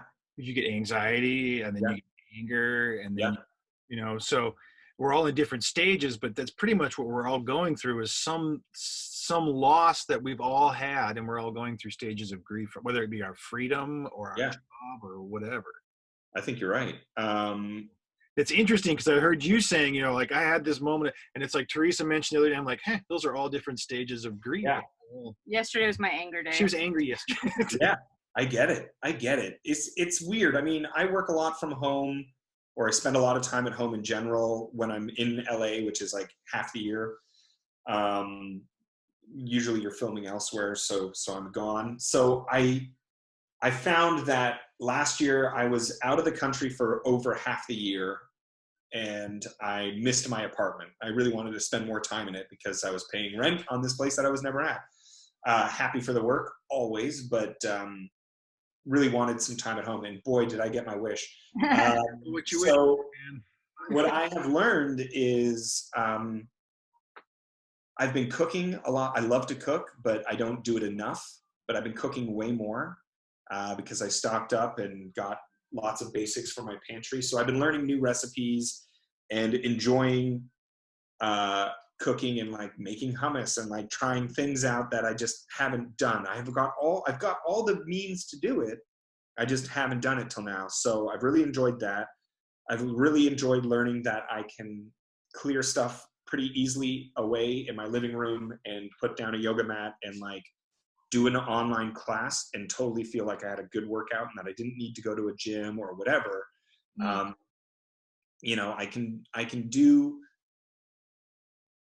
everything I really need from home and still stay sane and healthy and happy. And again, it's all within my control, but I just didn't know that of my space. I've always just treated it as a cozy, lazy place, but there's so much activity that I can do here. And I loved learning that about my place. I think this is going to really change me permanently in some ways in how I live in my own space. I think it will for a lot of people. I think we've really all experienced we're in 200 square feet in an RV, which you would think would be too small, though our place in New York wasn't that much bigger. But I feel like it's enough. I myself have been more grateful for what we do have and realizing that what we do have is. I think it's Elon Musk's secret plan to get us all trained to go to Mars. We're ready. We're all ready. You know what? I never even thought of that. Because if you want to go to Mars, dude, get used to your apartment because you never get to leave it ever again. Yeah. Where You stay could put forever. a suit on. You could put a little suit and go out and jump around. Jump around the rocks for a minute. I never thought of that. That's totally what this is like. We're all training for, and those of us that make it get to go. Yes. Exactly. Yeah, exactly. All right. Kind of going along with that question is, the next question is, how am I using this time wisely, this time where you're here? Well, I'm on week 2 of social distancing, but I'm on week 1 of self-isolation. So last week I was staying away from people, and I went to the grocery store maybe 4 times. And that was the only 4 times that I went out, was to get groceries and get things to stock up, so that I could be here for a month without seeing anyone, which is what this week has started to be since last Saturday afternoon, basically. I'm now in isolation. That first week was very odd, and I found that I was much more slothful. I was just sitting around. I was kind of in shock. I'm like, what is this world we're living in? What is going on? I was stressed out, but I knew this is what I had to do and stay put. And I was very lazy, and I was just watching TV and drinking wine and relaxing and just doing what my body, taking naps. I would nap every day for like an hour and a half, 2 hours, like just. First stage of grief, denial. Totally. And I was like, okay, you know what? I'm just going to listen to my body and see what it wants to do. And I'm not going to put the pressure on me to finish my screenplay that I'm working on. Hard to be creative. Don't have to be productive right away. Do not force yourself into a situation that's going to set you up for failure. Otherwise, it's going to really bring you down. Yeah, you feel guilty and stuff. Yeah, but I also knew that after a week of that, I would be so stir crazy that I would have to start doing stuff. And I did. I started like doing these Instagram live dance classes and getting a sweat on and clearing space in my living room to do workouts and like get physical, get active, cook more. Constantly doing dishes. So it's like dishes are just, no one ever told me it would just mostly be 50% of my time is dishes. But I'm way more active this week, which means I'm generally, minus yesterday being anxious, but I'm generally way more active and happier and just sane. Like I can treat this as like a fun social experiment that we're going through and get things done. And I'm just more productive this week. So wait, what was the question again? How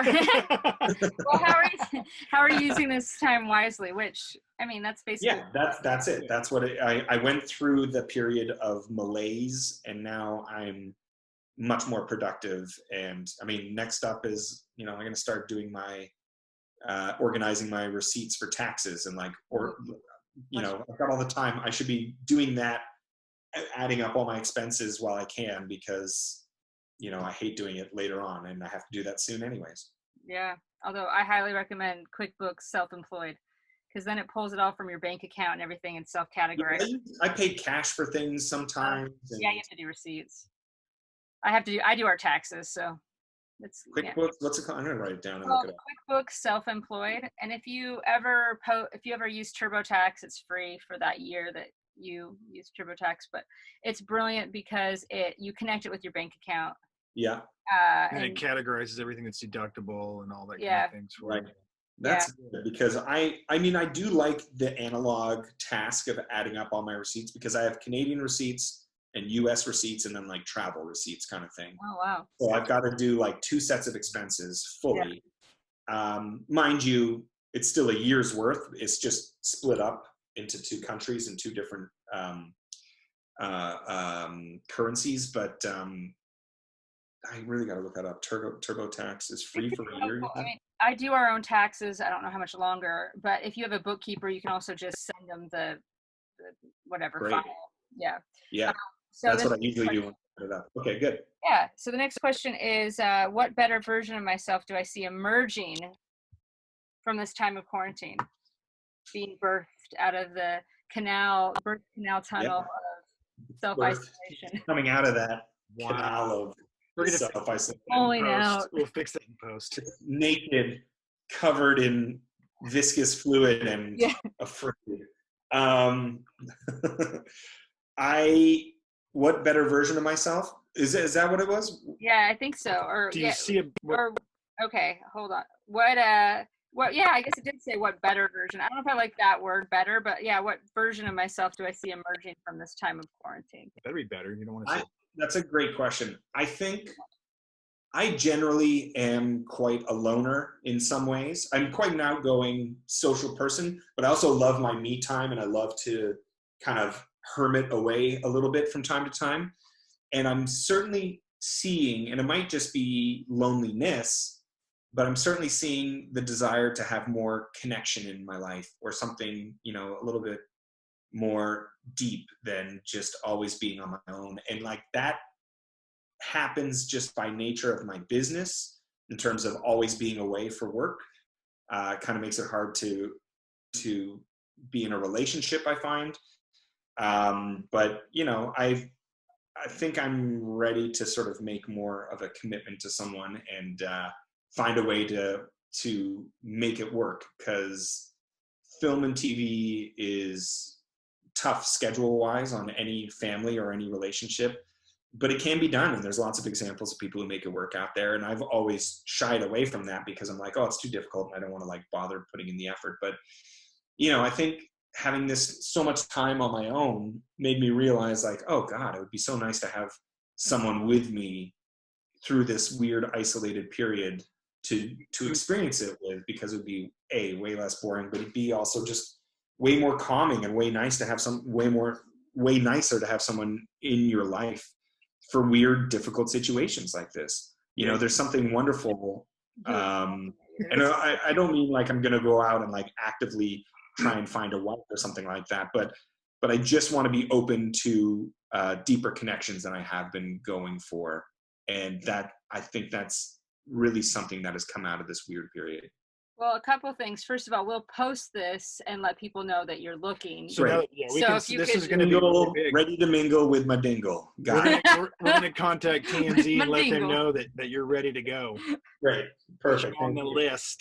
We'll start pushing you. But I do think even in other ways, I can understand that, because I think there's a kind of a funny saying that the best plans are the ones that are canceled. Like, you're supposed to go out and hang out with all your friends and do this. And then it's like, part of me is like, oh, kind of wish I could just stay in and watch Netflix. Yeah. That's why I'm never mad when people cancel on me. Because people do all the time in LA. All the time in LA. Yeah. And I'm like, you know what? I'm putting my jammies on and I'm watching the Netflix. Yeah. But I think I've realized in this moment of not being able to hang out with people and my friends that, that we're all on a text stream together, my girlfriends and I'm like, I really can't wait to have brunch together. I can't wait to like do things. You know what I'm looking forward to? I want a really long hug after this. You know what I mean? Like, I want to touch someone. That would be so nice. Yeah, okay. Just rub it in. You guys can hug each other all you want. Thanks a lot, jerks. But like touch, that it's you don't realize until you don't have it in your life how much touch is important to us as pack animals. I mean, we are pack animals in a sense. We congregate, we live in communities, we are community beings, and touch is a part of that, whether it's like a quick hug or a high five or a handshake or something deeper and more meaningful with someone you love. Like, I do notice I miss that for sure. Have you heard the story of the Romanian babies? Yes. Where like the feral child? Yeah. The children? Yeah. Yeah, and it's like they didn't have human touch. Needed like hold therapy or like hug therapy. Yeah, and it's like the ones that were adopted and that actually started to get love and human touch would just like, they were so smart and so intelligent, and then but before they thought that they were like broken. They thought they were broken. They thought they were broken, and they just needed someone to literally touch them. That's really interesting. I think that I know a lot of my friends that are single will sometimes book massages, like to get a massage just so that there's some physical touch. Smart. I could use a massage right now, actually. I want one of those. That'd be so great right now. You know what, though? I just kind of popped into my head, but in Los Angeles, I don't know what the situation is with with your apartment or where you live or things like that. But in Los Angeles right now, they're having a huge problem with rescue places and like the pound and stuff. And I want a dog really badly. But not to even have forever. Like they're looking for people to foster temporarily right now during the quarantine. I mean, I'm not saying that you should do that. And they can't evict you from your apartment because there's a no eviction thing in place. So there we go. I don't know if you have. There are people who have dogs in their apartments here, or like, certainly have cats. I had been meaning to look into that because I think that would be really nice. Well, I thought it was a really cool way. Like I was thinking about a lot of my friends that are single and kind of alone where they're at. And I think it's kind of a cool way to have a companion. Maybe you don't have a lifestyle where you could have a dog all the time or something. Right. That's the problem. My travel schedule makes it really difficult. But a foster might be a great idea, actually. Yeah. I just know that if I bring a dog into my life, even as a foster, that thing is staying. Like you're not gonna get rid of it. I'm gonna fall in love with it. Time to go, and it looks at you with those sad eyes, and you're like, no, go away. You know, go back. Wouldn't be able to give it up. They can stay in the little movie trailer. They can sit on the little couch in the movie trailer. Totally, it's true. Yeah. If I was filming like a full season of something, I would totally bring my dog with me and keep it in the trailer and whatnot. But it's like when you're doing like a 1 week gig or you're a guest star and you're only popping in for a few days and you're just traveling for a week, that's actually probably easy to. I have tons of friends who would love to dog sit, so I don't know, maybe I can make it work. Yeah. Maybe that's a relationship that I could make work as well. It's a relationship. Let's start with small steps. Small steps. The fifth question is one I added, which is when this is all done, when this is all over and they're like, yay, you can leave your house, go be free. Where is on your bucket list of places that you want to go or things that you want to do? Or do you have anything I've specific? always said Ralph's. Yeah, food for less. I don't want to go to food for less. I kind of want to go home and see my family in Toronto and my friends in Toronto. My mom is turning 80 in May, and we actually had a whole family trip in France booked for the first 2 weeks of May, the whole family, and we don't get to hang out with each other that much. So just last week, my mom canceled the trip, and I was just so heartbroken over it because I just know how much it meant to her, because she really wanted to celebrate her 80th birthday in Paris with all of us, and she used to live there when she was in her 20s, and it just broke my heart. And I was really looking for. I haven't even canceled my flight yet because I'm still in denial, I think, but. I just want to see my family. I really hope that I'll be able to travel back to Canada for May 11th, which is my mom's birthday. But there's a very good possibility that I won't be able to. I don't know. So that would be nice. I would love to go back to Canada. More than anything, I just want to get back to work. Yeah. But I need a job. I need to find a job. So where would I go? If I'm in LA and I get to like go out into the world, I want to see my friends and give them all big, big hugs. I want to be around people again. And we're going to have to we're not going to be able to be like, okay, we can go out in public again and then just be around each other. We'll have to ease into it and watch the numbers, because I actually think the cases of corona, they're trying, instead of it spiking and overrunning the hospitals, they're trying to flatten the curve, which still means everybody will get it. It just means it won't be a spike. So that's a very long period of time. At least with a spike, it's not the good way to go, but you get through it faster. But with flattening the curve, it takes a longer, slower way to, but more people survive, which is wonderful. Good, yeah. 1 million more people make it. It's kind of worth it.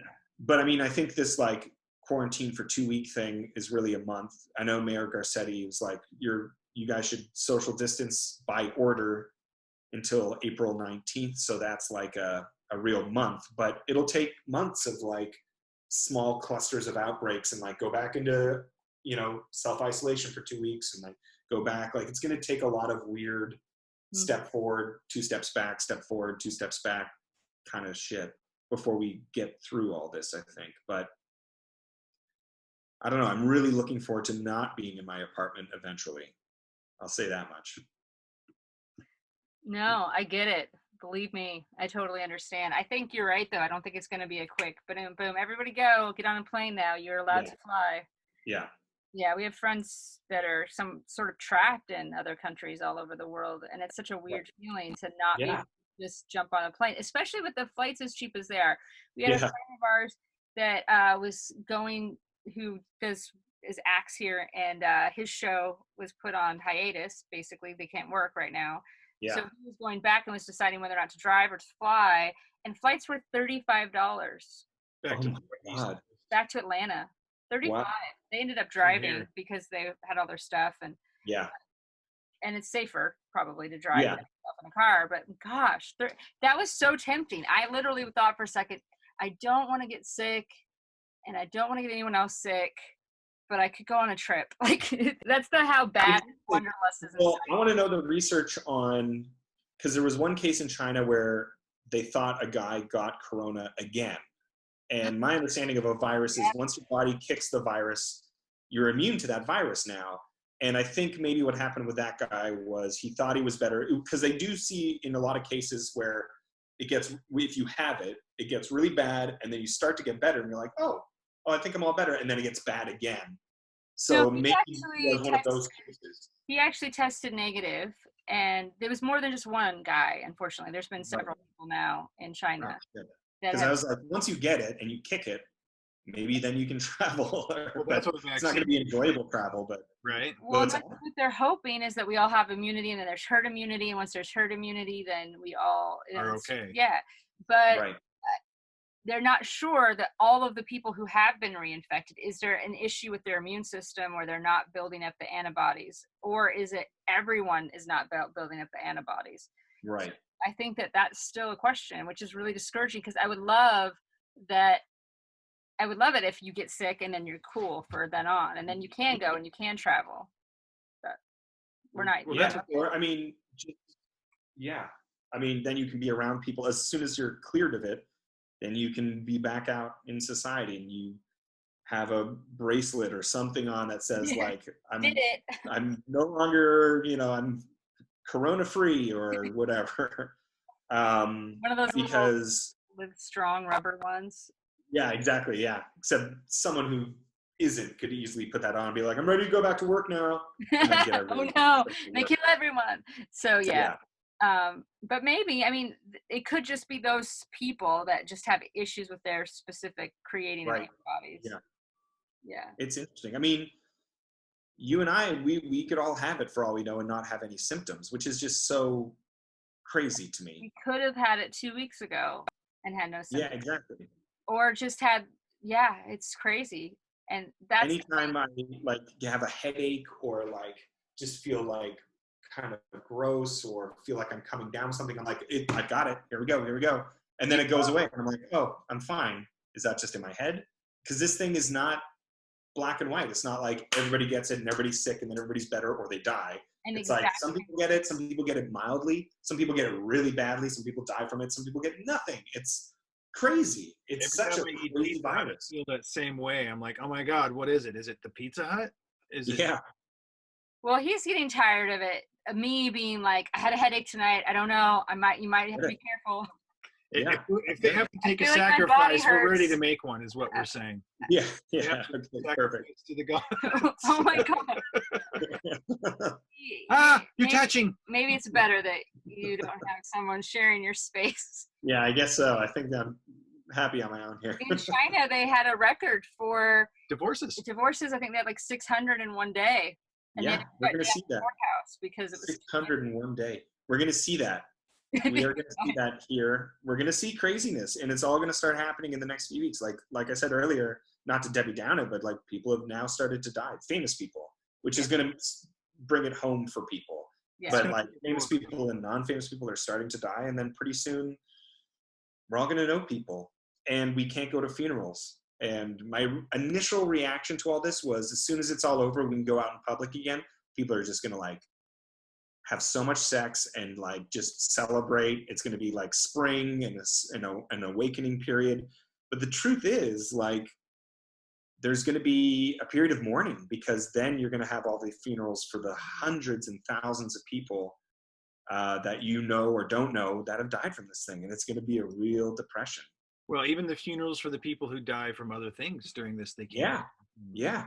That's already happened. A friend of mine, very close friend, lifetime friend, I've been friends with her since 4 and 5, and her father, who I've also known since I was small, he died last week, and they had 5 people at his funeral. No, well, they didn't even have a proper funeral. I think they had just very immediate family, because they're not allowed to gather in the state of Washington. Yeah, right. 5 or 10 people, so they're having to hold off, and they'll do it later when they can, when they're allowed to. So it's going to be like that, but with everyone. Yeah, it's going to be crazy. Buy stocks in funeral homes, because it's going to be really busy. Don't do that. But tips. Happy thoughts. Right. Do not take financial tips, please. But it's going to be a weird period when we get through this. It's not if. I think we will definitely get through this, but you're going to have a lot of doctors and nurses and healthcare practitioners with PTSD from having to make godlike life and death decisions. Mm-hmm. You're going to have a lot of people depressed. You're going to have a lot of people who lose family members from abroad or afar and can't get back to them, and have to sit in that grief all alone for a while. Like, people are going to be pretty messed up from this thing, but we are doing what has to be done. I mean, this is right now, until there's a vaccine, this is the best cure.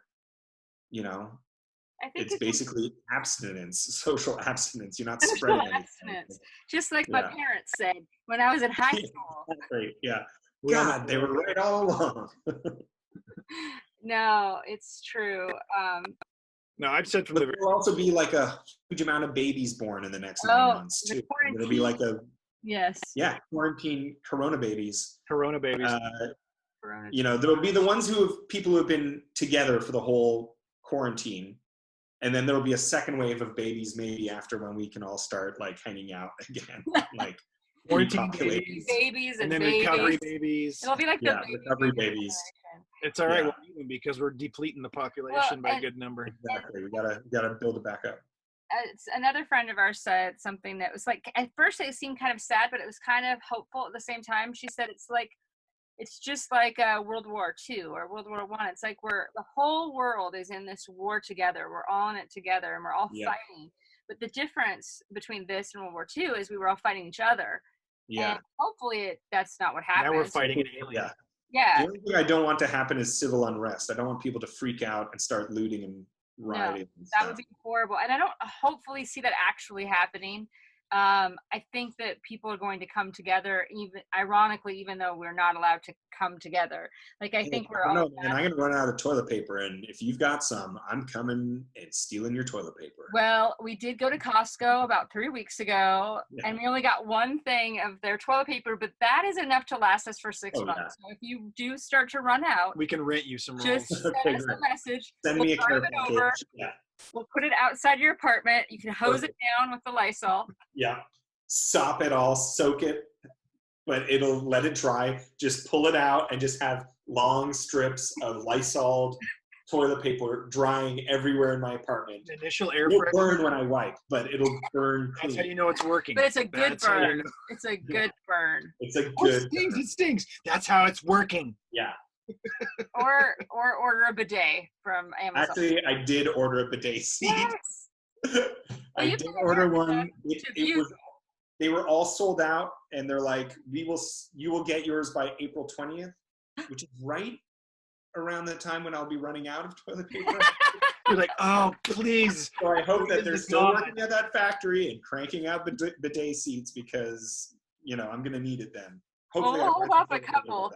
We'll hold off a couple rolls to the side. Great, thank you. We'll write on it for Kristian, just in case his bidet does not arrive. Thank you very much. I really appreciate that. We'd also like to thank you for not responding to Gail Gadot's email and getting involved in that. Not doing the song? Yeah. Because we know they asked you, and you were like, I'm not doing totally. I was like, guys, come on. No, no. You guys know. Kind of all out of key. You're in different keys. You were in all very different things happening. Very cringeworthy. Yeah.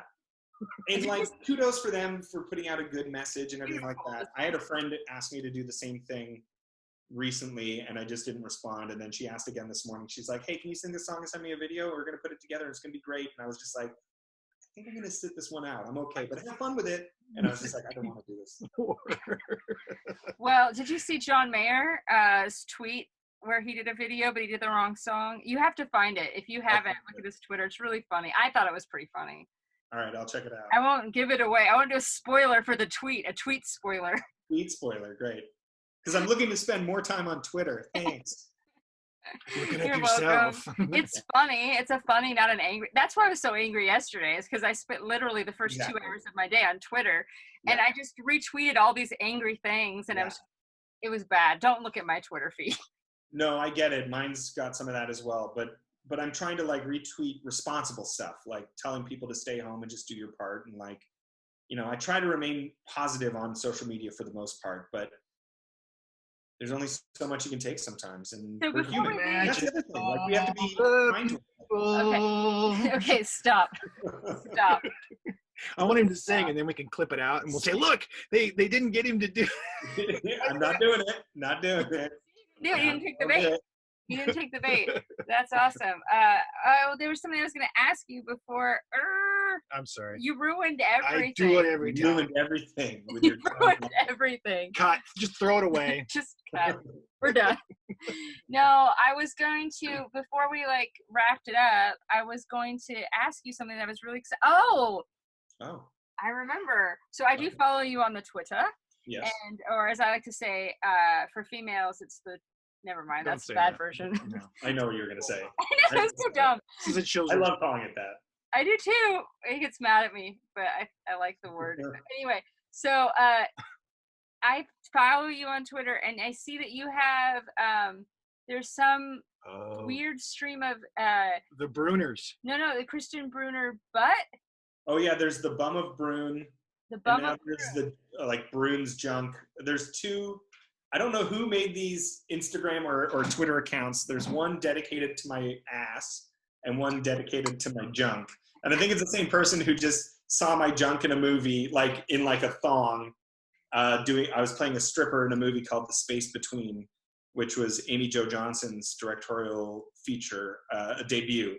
The Pink Power Ranger, and also from Felicity and Flashpoint.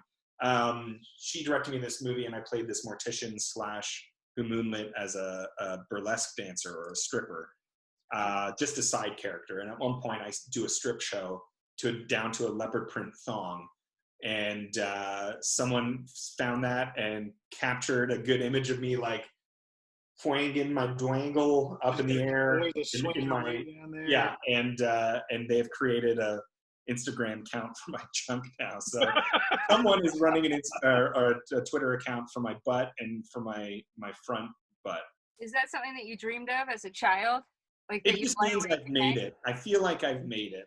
It's weird that you have it tagged in your Twitter profile too. But no, he doesn't. I do have something. Do you remember the Dolly Parton challenge where it was like the 4 pictures? People would have like Instagram, Tinder, Facebook, and LinkedIn. Yeah. Well, the Bare Bum account or the Bum of Bruun account did one of those for my butt from 4 different projects where my actual bare ass is hanging out.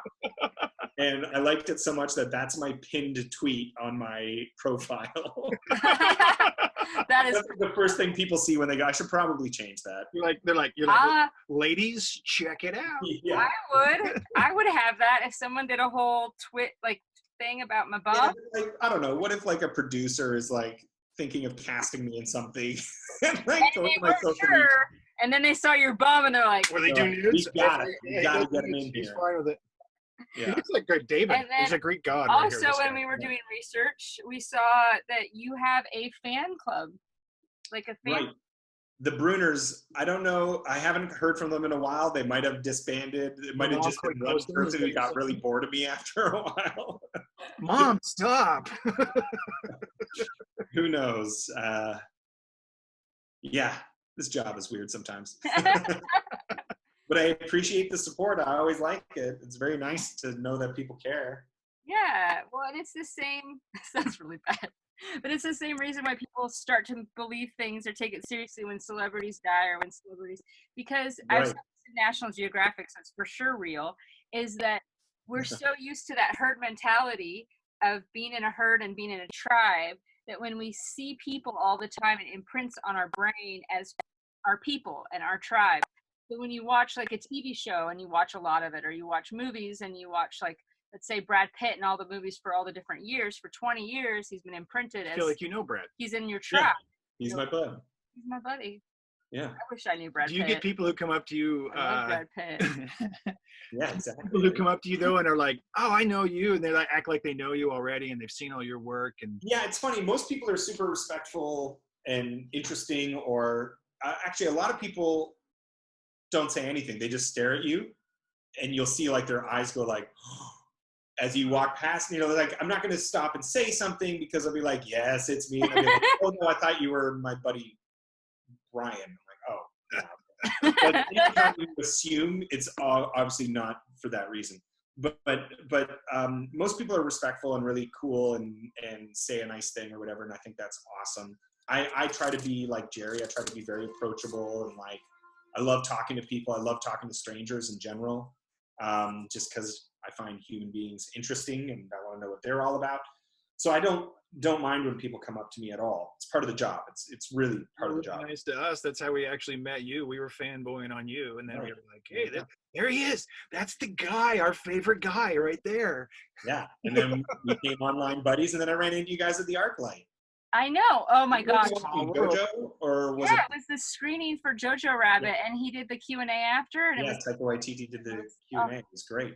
That movie is the best. Actually, the friend I was with for that, who you met outside the theater, yes. She's got corona right now. She's my friend who's got the virus right now. She is very She's like kicking my ass. I'm going to check in with her today. I offered to drop some soup off outside her door, but she was like, it's crazy. It just kicks your butt. Oh, that's too bad. Has she got anybody with her to make sure she's doing okay, or is she alone? Her 2 cats. No, I'm checking up with her, and I think she's going to be okay. But crazy. Crazy. Well, awful. We absolutely appreciate you taking the time out of your busy Corona schedule. Thank you. It is a very busy Corona schedule. Yeah. Actually, I think right now this is the first time he's ever been like, "Oh, thank God, an interview for 2 hours. Let me talk to people." I just talked about myself for 2 hours. It's heaven for an actor to do that. I'm sorry if I droned on too long. No, this has been amazing. Well, I really do appreciate. We both really appreciate. It'll be about a 15-minute podcast once we fix it in post. Yeah, okay, good. It will be the full thing because it's been fantastic. Maybe the dumbest shit, and that's it. No, it's been great. No, we really do appreciate it. This has been really fun. Awesome for having me. And I'm actually inspired me. I've been inspired. When we go back to Peru, we're not going to go to Machu Picchu again, obviously. But yeah I want to do that. Took a kid out. And I wonder if I have pictures on my Instagram. I don't know. You can check and see. Yeah, and then when you're ready to go to Egypt, let us know. We have the I will definitely hit you up for some tips and for some connections. All right. Well, thank you so much. All right. Thanks for having me. Stay healthy. Stay happy. Stay sane. Don't murder each other. And people can find you on the Instagram. What's your Instagram and everything? My Instagram and my Twitter are the same. It's Mr. Kristian Bruun.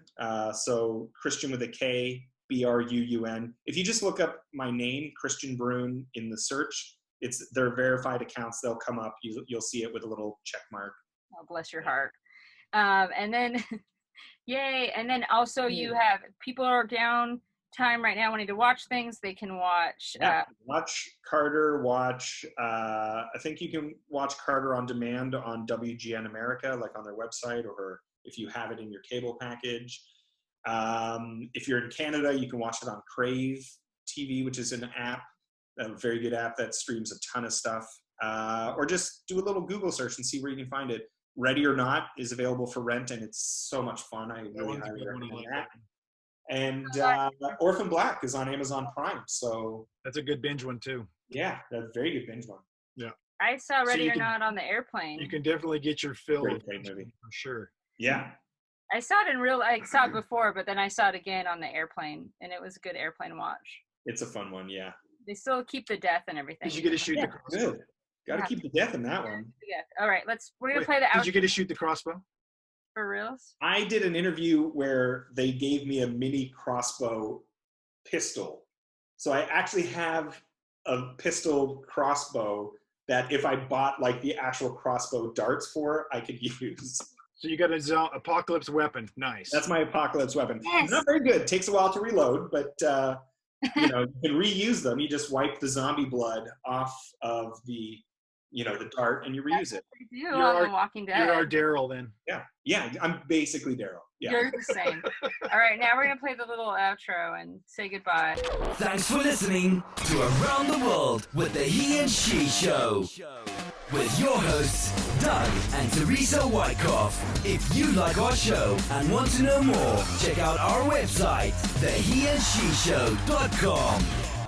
Support us by subscribing on iTunes and leaving us a positive review. Safe travels till we visit again next week. All right. Thanks, Kristian. Okay. Okay, I have a friend named. You have to include that. Include that. It's still recording. Oh, it is recording. Perfect. I have a friend named Kristian Bruun that I've known forever. That's hilarious. I love that.